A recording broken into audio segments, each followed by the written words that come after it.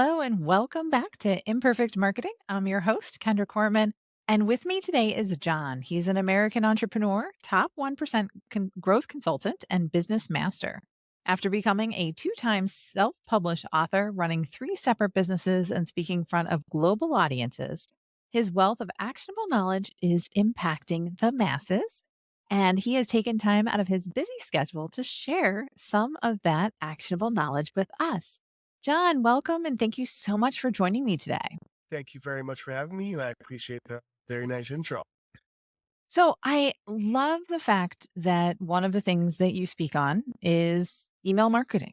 It's Mm, one of my passions. good, And I know that people have mixed feelings about it. Everybody's been talking about how email is dead for at least 15 years now. quote unquote. S- Exactly. So, tell me a little bit about your thoughts about email marketing. Mhm. So first of all, actually, I'd like to say that it's the highest converting form of marketing to date. I believe the average, especially like bigger companies, the return on investment on email marketing, I think it's many, many, many, many times.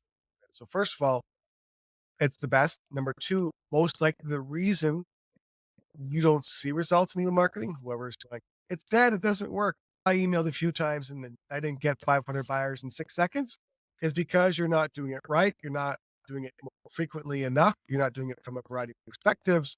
There's so many things that people get wrong about email marketing that they don't consider because for me, it's the most powerful, widespread way to build an actual relationship with every single person on your email list. So people use it as promo and selling part of it, but that's like 10% of the email marketing equation. Yeah, I agree with you 100%. You need to be adding value and building a relationship because people want to buy from people that they know, like, and trust. Mhm. Email is one of those ways to do that. And if someone trusts you enough to give you their email address, that means that they're welcoming you into your inbox. I find a lot of people struggle with email marketing, and I hear this all the time. Oh, I don't do it because I don't want to send spam.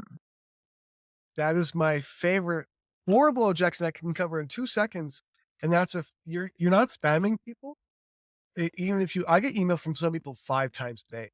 You're not spamming people if you're sending them things, A, they're interested in, B, if you're consistently solving their problems and getting them the solutions they're looking for, they look forward, they love your emails. For example, I follow Frank Kern. He's one of my favorite email marketers/marketers, digital marketers of all time. Frank Kern, I open nearly every single one of his emails. Even if I'm never going to buy his product. Right now, he's doing some AI deal. He's been promoting it for 3 months. I open still almost all of his emails because I actually like the guy and I love his brand. Because in his previous emails and all of his content, he sent in his emails and the sales pages he sent in his emails, which are just as important as the emails themselves, he's actually built a relationship with you. Instead of just buy this, go here, sell this. That's the vast majority of all communication through email needs to be value driven, build relationship, storytelling of how the business started, how the product and service got created, how you're going to help the customer in question get results. There's so many different things. Plus, that's not including delivery rates, email segmentation, you name it. And I agree with you on that. It's really important again to be adding value and building a relationship. Mhm. That's what it does. And you're not sending spam. If you're sending spam, you're doing this all wrong. And again, you're never spamming someone if they signed up in the first place. Always remember, they signed up to get this messaging in the first place. They wanted, and you need to email them often because as well, your job, your job as a business is not just build a relationship, but it's to actually help your leads and have them become a customer because you believe so strongly in your product and services and the results they will generate. So it is your job to contact your audience as much as you possibly can to get them to buy from you. Again, if you truly believe strongly in what you're actually selling. If you are, push out there, not just the email marketing on a daily basis, content, with your advertising, with the lead gen you're doing. Everything needs to be a constant push in the marketplace, which is essentially what Grant Cardone gets right. Grant Cardone in the digital marketing world gets a lot of hate and he gets a lot of love. The one message he has that's entirely accurate is business is speed. Speed to reach as many leads as possible, speed to build that relationship with those leads, speed to you name it. business. If you can do it first, do it big, you're going to bring the majority of the marketplace with you the majority of the time. And I think it's important to know, like, people are like, "Oh, I don't wanna send too often because I don't want people to unsubscribe." That But my thought is if they're unsubscribing, then they're not your right target audience, or they're not your right audience that you're going to convert into sales eventually anyway. if they're most likely going to unsubscribe at any. That's the thing is too, it's actually better to get them off your list faster to know, okay, how many leads am I actually dealing with? Let's just say you did a ad campaign on LinkedIn or YouTube somewhere and you push 1,000 leads into it. You think you have 1,000 leads to work with, but really you probably have about 700 who are actually interested. And again, you want to push away the strong messaging, people who are not going to buy anyways. Get them off your list as early as possible because the longer they retain, actually that's like email marketing health management, the longer they retain on your list and they're engaging but not, they're not opening, but they're not clicking. You want them off your list, pushed off, because otherwise that actually signifies based on the total number of leads you're sending to versus the percent of them that are opening and clicking, it signifies to email providers, oh yeah, etc. Any of them, hey, your emails aren't your emails aren't being opened. Let's stop delivering them to as many people as possible. So actually push, push, seriously, get as much strong messaging, value, of course, everything you can immediately to get through the bad subscribers and then clean your list of those balances of those people who are opening or clicking you. Yeah, list hygiene is so important. People are always chasing numbers. And while your list health in terms of seeing it grow is always good, seeing it go down isn't always a bad thing. It's not about Right. quantity, it's about quality. So, how do you recommend people increase the quality of their leads when they're leveraging different forms of advertising? So quality of leads is usually dependent on number one, the advertising you're using to bring in the lead. Because most people, just like you're saying, it's all about quality. Most advertising, you're taught, I want to have the greatest, best, amazing deal possible. And that is good. You do want an amazing offer that incentivizes your audience. Question is, how open do you have that deal to? With your copywriting and language you are using in your advertising, anything lead generate. Are you we help and work with everyone possible, regardless of their situation, in any circumstance, you name it. Let's say you have very broad, open messaging to everyone who could possibly ever write product services. The biggest problem with that is most of the time you bring in a lot of the tire kickers, a lot of the people who actually don't have an interest and who also cannot afford. So the best thing you can do with advertising and lead gen is to make sure when you're creating any kind of ad, you're hyper targeting. And actually, initially in some YouTube videos, some people literally say, if you are not a six-figure business owner who owns a dental office or who owns this type of business, leave the ad immediately. This is not for you. You want to call out to your specific exact audience you want to work with, who can afford and who actually has deep, deep interest in your product and services versus just I can maybe use that. So you want to understand your audience very, very in depth, call out exactly to them, and as well, not just on your advertising, but also in the copy on your landing page, on anything in your actual sales process or your funnels. Use language that keeps out who you don't want and keeps in who you do want to manage the quality of leads. Because again, let's just say some people who cannot afford or who do not want your product and service very deeply from your advertising, even if you tell them not to opt in or not to buy, they're going to anyways. So you need a double filtering process of your messaging and your follow up in your emails as well. Great places to keep out who you don't want and only bring in exact customer you want. Because the reason for this is your conversion rates will be a lot higher. The health of your email marketing list will be a lot better, and you'll retain customers for longer. And this the biggest one of the biggest things in business is customer retention. It's the king of all profit. Just like email marketing is the king of all. I love that. I think, again, talking about getting specifically who you want on your email list. If your target is everyone, nobody is going to stay on your email list because you can't relate to everyone with Yep. your specific message. Yeah, it's a big issue, but again, it's because we're all so hungry for I need leads. And again, every business is hungry for leads. It's the life and blood of your business. It should be your focus. But when you're so hungry, you negate taking such a close attention to your messaging, who you're actually bringing in. Is the biggest issue people have on sales calls, high ticket, low ticket, e-commerce, does not matter. You want someone who really wants what you're offering and who is very closely in your, like Russell Brunson talked about the Dream 100 list. That's what you want your customer to be. Is who's someone who's going to buy your product and service who's going to be a customer for 10 years, 20 years. These are the types of people I want to work with.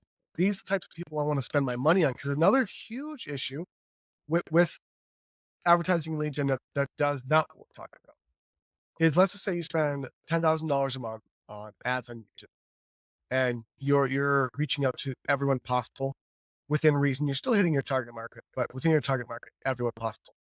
For the 40% of leads you're generating who don't have interest or who cannot afford what you're offering, you're wasting 40% of your ad spend just on that, on leads who will never buy, not including the other 50%.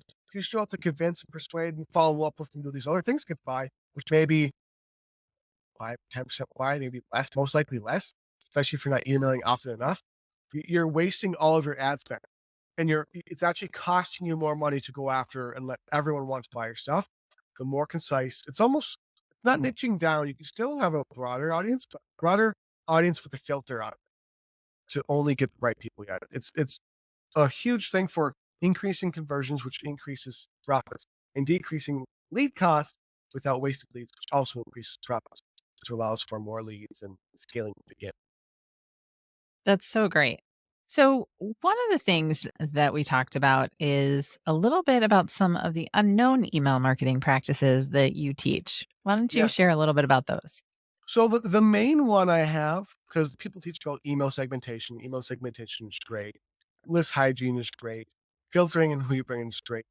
But the biggest thing that I do that converts way higher than anything else I've ever seen, and literally not a single, most businesses I talk to don't email at all.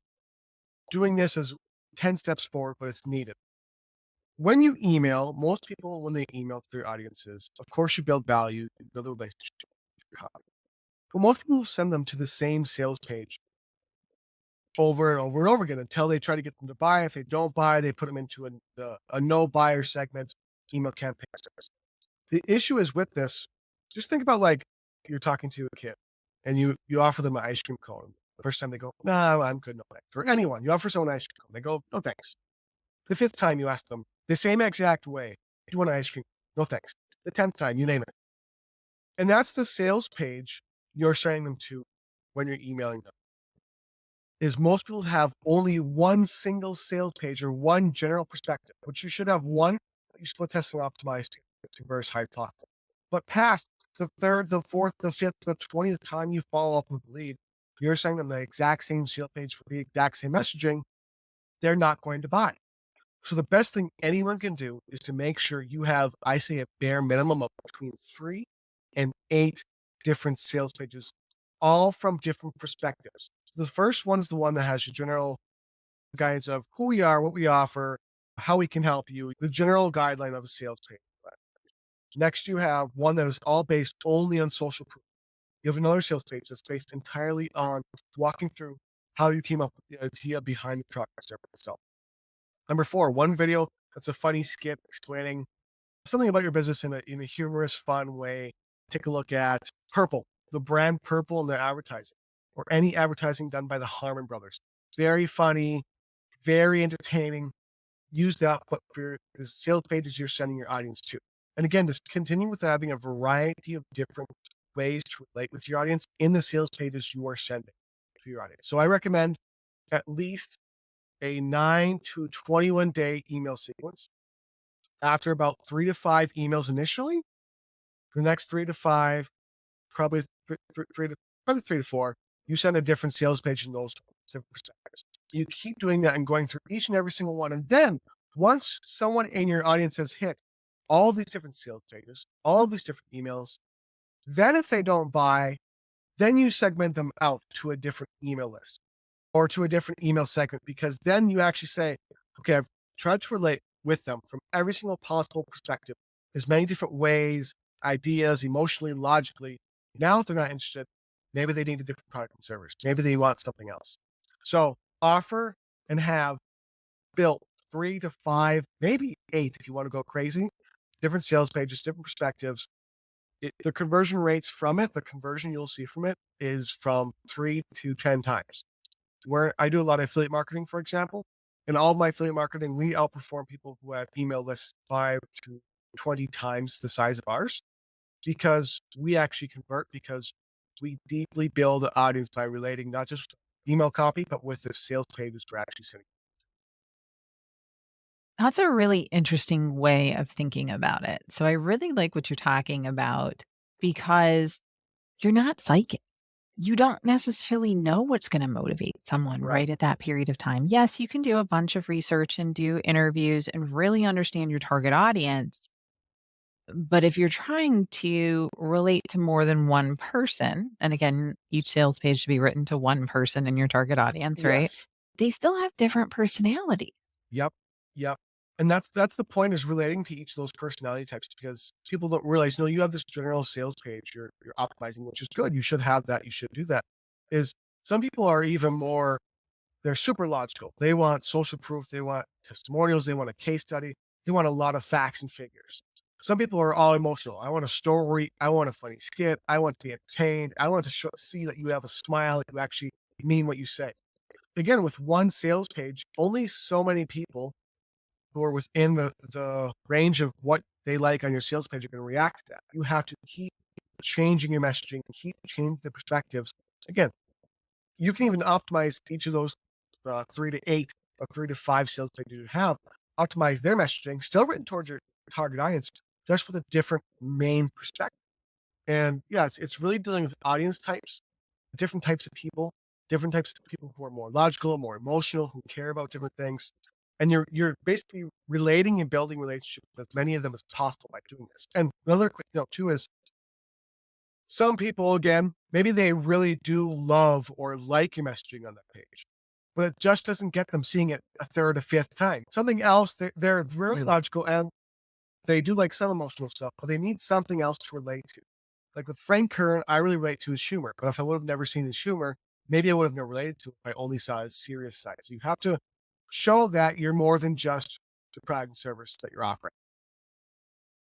I like that. And one of the things that I really liked that you said was 9 to 21 emails, right? Minimum. In a So minimum. it is a long series. It is okay to let people know that stuff. If you are scared of people unsubscribing, what I usually do is have a, hey, if you don't want any more of these, click on here and Right. I'll remove you from this list. Mhm. If you're totally not interested in my email marketing course or my podcast course or Right. whatever it happens to be, I can remove you Yeah. Just, and just, not give you any more of that category so that you still stay on my list and are potentially a customer, just not for yeah. that product. Yep, and that's a big thing too is people don't realize that their no's are still valuable. The no's you're getting from people who aren't opening, who aren't clicking, who aren't engaging, that's just as valuable. So those people, yeah, like you're saying, segment them or you give them some kind of form they can fill out or an option to go to a different segment, to have interest. And even if what you could do to maximize is here's 5. I've noticed you're not opening and clicking. You could send this to people who are not. Notice you're not engaging my emails. Please let us know what you would like to see here. Click a button to fill out of their interest XYZ product services you offer. List 5 of them. They can choose from the 5. They go into that sequence automatically. Stuff like that's excellent and it's creative and it's different. And that's what you have to do is again, people don't realize that in business, in lead generation, in email marketing, in anything, you're really actually working with people. You're not working with a customer, you're not working with your avatar. You're working with a person who likes real, genuine thought, real, genuine feeling. And you may not think they do, but they do feel that from you. It's why people like certain companies so strongly. It's because they feel the feeling of that. That's why I talk about Frank Kern so much. And I keep doing it because I feel what he tries to bring to the world.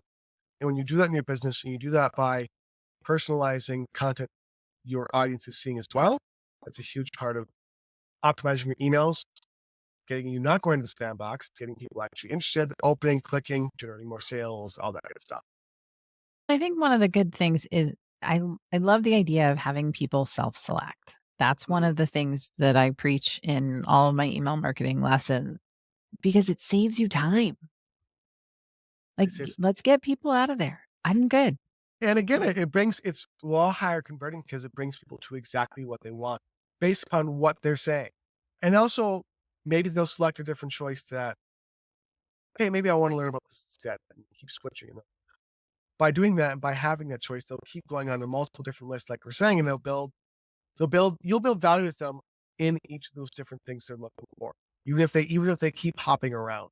And this is where I think lead retention, which no one talks about, lead retention comes to play because people don't realize, "I don't wanna spam my email list. I don't wanna email them too often. I don't want" all these different things we're talking about is you are going to be forgotten very quickly, especially in today's market. For people who are not wanting to emailing or you barely email, which is vast majority of every audience I've ever talked to, like, seriously listen to this, you're competing against someone's spouse, someone's kids, someone's personal life, their finances, their health. That's not including your direct competitors who are emailing them more often, especially if they're good businesses. And that's not including other businesses who are not your competitors, but who are filling up their email box and also selling.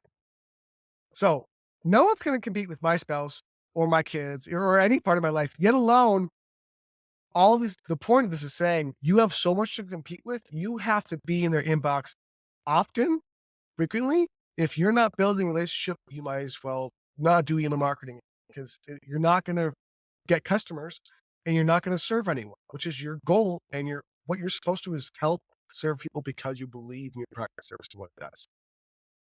I think one of the things I read is I think 6% of your Facebook followers will see your business posts. Right. Facebook is a pay to play marketplace, and I think that actually might be high.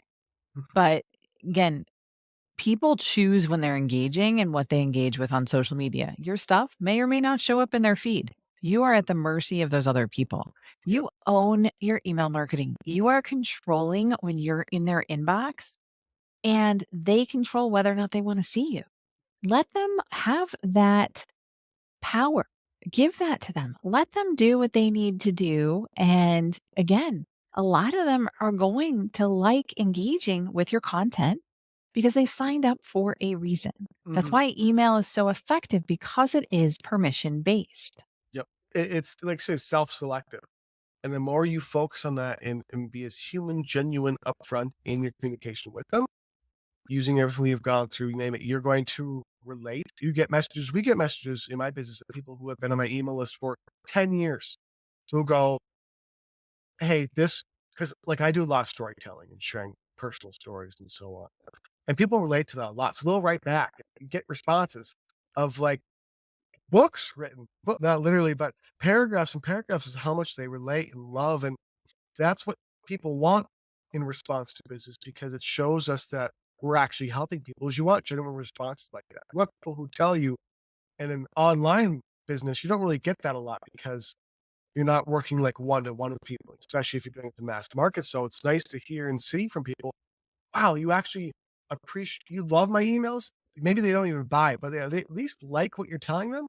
That makes you feel great. And that's why I think where a lot of us are actually in business, you want to feel good and accomplished about actually getting people results in their lives, even if it's just they think a little bit better about the day. But I'm a very personable, loving person. I want people to feel good and be happy. So I try to put that into my messaging as much as I can.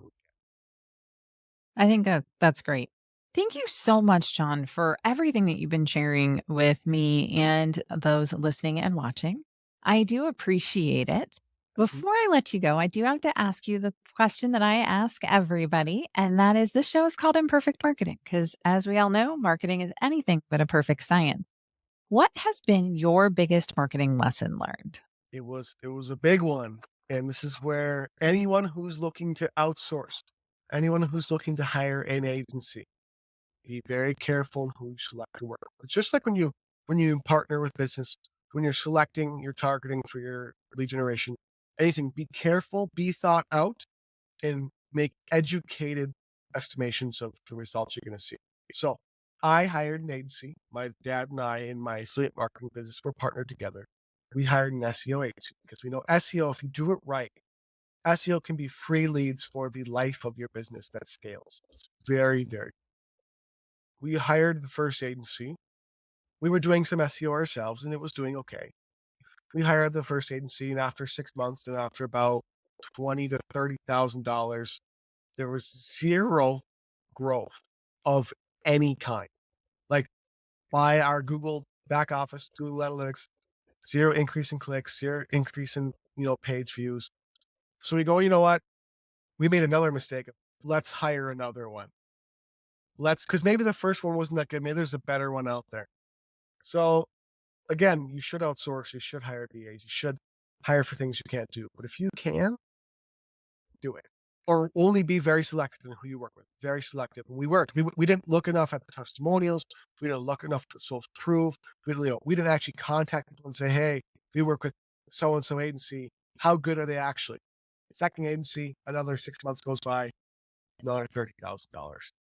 Zero. I think maybe it was 5%.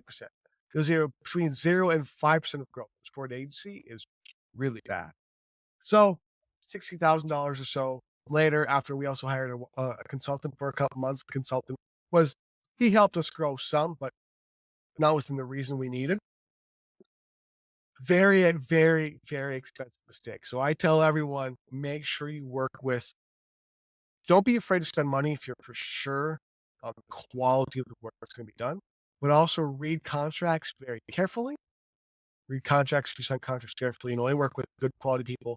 Research, find testimonials, make sure you're making a sound decision, especially when it involves big bucks. And I'd say that that's probably one of the biggest barriers that I have in my one-to-one done for you side of my business Mhm. is people that have hired people that have screwed them over. Yeah, it's a It lot. happens so often and it happens in every industry. My husband used to say that his uncle used to say that told him, "You don't actually have to be great Mhm. in business to succeed.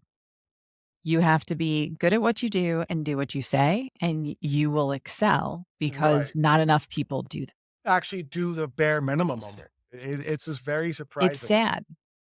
Yeah, It's sad. It's frustrating. I get it, because I deal with the fallout from those right, types of situations that you're right. talking about, and it's hard when you're somebody that is very upfront and very open and honest with people, and they get lied to be sold to, and Yeah. it's not fun for either side. No, no, it's a So, horrible circumstance. Yeah, everyone, if you're gonna hire an agency, a consultant, you name it, be careful, be thorough. Also, a thing is try to learn how to read people, how they talk, if they're genuine, and also test out. Don't go so long. That was our issue too. Is we are going, maybe it would take, because SEO can take a long time to for. again, 3 to 6 months is probably a fair time. But why they tell you that, it's also because they want you for longer. So they say, oh, another 3 months. Oh, another 3 months. But SEO is 3 to 6 months, genuinely. But they want to keep going longer. If you're not getting some kind of realistic growth, stop. Be careful, consider a change. That's things we should have realized sooner. It was a big mistake. At 3 months, 4 months, zero increase. Time. Thank you, John. Thank you so much. That there's a lot to learn from that lesson for a lot of our listeners, I'm sure. Thank you all so much for tuning in. If you learned something from this today, I would love it if you would rate and subscribe wherever you're listening to your podcast or if you're watching on YouTube. That would be great. If you want to connect with John, we'll have a link to his website in the show notes. So be sure to do that and you can get more from him there. Thank you all again for tuning in. Have a great rest of your day. Take care.